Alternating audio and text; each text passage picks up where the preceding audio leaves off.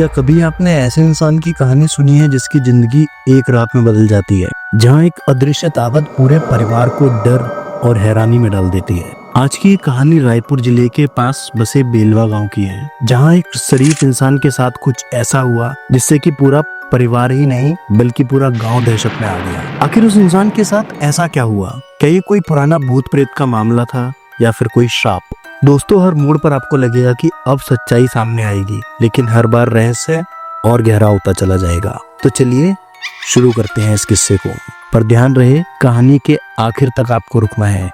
शिवनाथ मिश्रा बेलवा गांव में रहते थे। शिवनाथ जी गांव के सबसे बड़े ठेकेदार थे, ईमानदार और मेहनती। वो अक्सर कर काम के सिलसिले में शहर से बाहर आया जाया करते थे। घर में उनकी पत्नी सुमन, बेटा रवि और छोटा भाई अजय थे। सुमन जी पूजा पाठ में लीन बहुत ही शांत और समझदार महिला थी। एक बार शिवनाथ जी किसी काम की वजह से बाहर गए और 2 दिन के बाद 2 लोग उन्हें घर पर छोड़ने आते हैं। उनके चेहरे पर डर और उलझन साफ दिख रही थी। उन्होंने बताया, शिवराज जी कल से अजीब तरह से बर्ताव कर रहे हैं। 7 मजदूरों का खाना अकेले खा गए और यहाँ तक कि खाने का तरीका जैसे कोई जंगली जानवर खाना खा रहा हो। सारे के सारे मजदूर डरकर भाग गए। हमने किसी तरह से इन्हें काबू किया और घर ले आए। दोस्तों, शिवनाथ जी घर आते ही चुपचाप अपने कमरे में चले गए। रात को अचानक वो लुंगी पहन के बाहर निकले और खेतों की तरफ चल दिए। दोस्तों, उनके छोटे भाई अजय ने चुपके से उनका पीछा किया। शिवनाथ जी आम के बगीचे में पहुंचे और अचानक से पेड़ की मोटी मोटी डालियां ऐसे तोड़ने लगे जैसे उनके शरीर में कोई अलौकिक शक्ति आ गई हो। अजय ने डरते डरते उन्हें रोका, लेकिन शिवनाथ जी की आंखों में अजीब ही चमक थी, जैसे उनके अंदर और कोई घुस गया हो। घर में डर और बेचैनी। अब घर में सब डरे डरे रहने लगते थे। रात को अक्सर अजीबोगरीब आवाजें सुनाई देती थी, जैसे कोई फुसफुसा रहा हो। कभी कभी घर का सामान खुद ब खुद गिर जाते थे, दरवाजे अपने आप खुल जाते थे। बेटा रवि बार बार डर के मारे माँ के पास आ जाता था कि माँ, पापा की आंखें लाल क्यों हो जाती हैं और वो मुझे ऐसे क्यों घूरने लगते हैं। दोस्तों, एक रात शिवनाथ जी अपने बेटे को पढ़ा रहे थे। उनकी बीवी सुमन पास में बैठ करके पूजा कर रही थी कि अचानक सुमन ने देखा कि शिवनाथ जी का शरीर जो है वो अजीबोगरीब तरीके से फूलने लगा। चेहरा गुस्से से लाल पड़ गया। फिर उन्होंने रवि का सिर अपने मुंह में भर लिया, जैसे कि उसे चबा जाएंगे। सुमन बहुत ज्यादा डर गई, लेकिन हिम्मत करके बोली कि रवि को छोड़ दो। शिवनाथ जी अचानक शांत हो गए, रवि को छोड़ करके सहलाने लगे। उस रात की बाद रवि कई दिनों तक अपने पिताजी के पास नहीं गया। दोस्तों, एक रात सब सो रहे थे, लेकिन सुमन जी को नींद नहीं आ रही थी कि अचानक ही उन्हें लगा कि उनके घर के बाहर कोई बैठा है। वो जैसे ही धीरे धीरे करके बाहर गई और आराम से उन्होंने दरवाजा खोला तो देखा कि शिवनाथ जी आंगन में बैठे अकेले सर झुकाकर रो रही हैं। दोनों हाथों से अपना चेहरा ढक रखा है। उनके कंधे अपने आप हिल रहे हैं, जैसे कोई बच्चा बिलक बिलक कर रो रहा हो। सुमन जी डरते डरते बाहर आई और धीमी आवाज से बोली, क्या हुआ? आप यहाँ क्यों बैठे हैं? शिवनाथ जी ने सर उठाया। उनकी आंखों से आंसू बह रहे थे। टूटे हुए शब्दों में बोले कि मुझे नहीं पता था, सच में मुझे नहीं पता था कि ऐसा हो जाएगा। मुझे माफ कर दो, मैंने ये जानबूझकर नहीं किया। अब दोस्तों, यहाँ पर क्या जानबूझकर नहीं किया, सुमन जी को बिल्कुल समझ में नहीं आया। सुमन जी उनके पास बैठ गईं, लेकिन तभी अचानक शिवनाथ जी की आंखें सुर्ख लाल हो गई। चेहरे पर एक अजीबोगरीब मुस्कान थी और वो जोर जोर से एक राक्षस की तरह हंसने लगे। उनकी हंसी सुनकर सुमन जी का दिल दहल गया। शिवनाथ जी एकदम बदल गए और बोले कि तुझे कोई नहीं बचा सकता, तू नहीं बचेगा। तुझे क्या लगता है कि ये लोग तुझे बचा लेंगे? आखिर कब तक तुझे लोग बचा लेंगे? मैं तेरा पीछा कभी नहीं छोड़ूंगा। अगले पल ही उनका चेहरा फिर नॉर्मल हो गया। आंखों से आंसू गिरने लगे।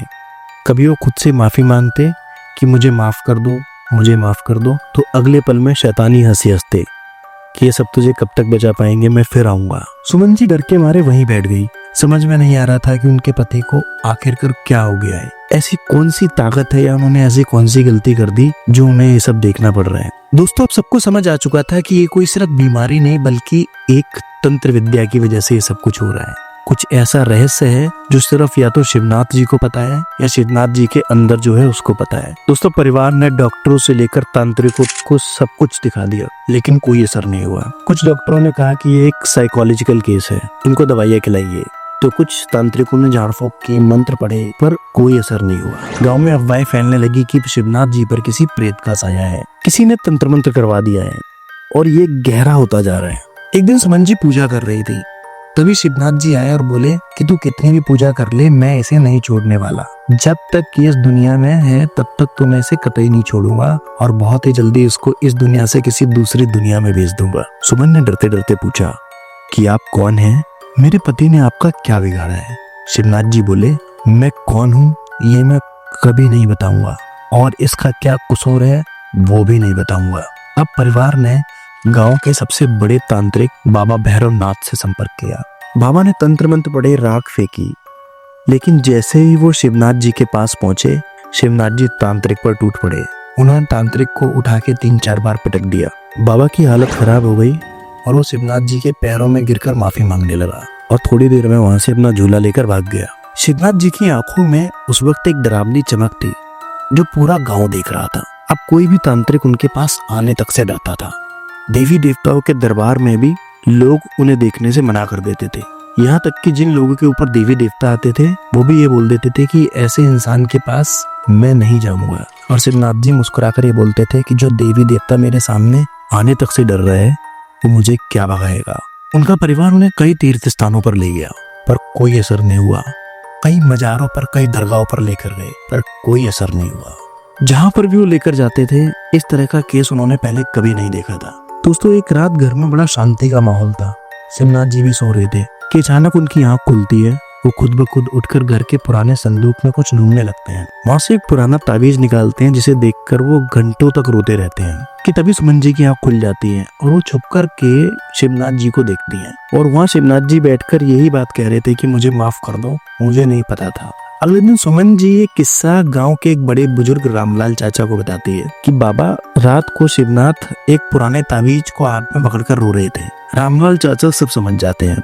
रामलाल चाचा बोलते हैं कि ये ताबीज शिवनाथ को पुराने पीपल के पेड़ से मिला था जिसे पिछले साल शिवनाथ ने कटवा दिया था और कहते हैं उस पीपल के पेड़ पर कोई आत्मा रहती थी। अब सुमन जी को भी सब कुछ समझ में आ गया था। शिवनाथ जी ने जाने अनजाने में उस आत्मा का घर उजाड़ दिया था। एक दिन शिवनाथ जी बोले कि सब लोग खेत में जाकर के एक एक पीपल का पेड़ लगाएंगे और सबने ऐसा ही किया। पेड़ लगाने के बाद शिवनाथ जी थोड़ा शांत हो गए। अब वे घर के छोटे मोटे काम भी करने लगे थे। फिर एक सुबह जैसे ही सुमन पूजा करके वापस आई, शिवनाथ जी ने सुमन को रोका और कहा कि मैं जा रहा हूँ, अब कभी तंग नहीं करूंगा और ना ही कभी आऊंगा। सुमन जी रोने लगी। पूरा परिवार इकट्ठा हो गया।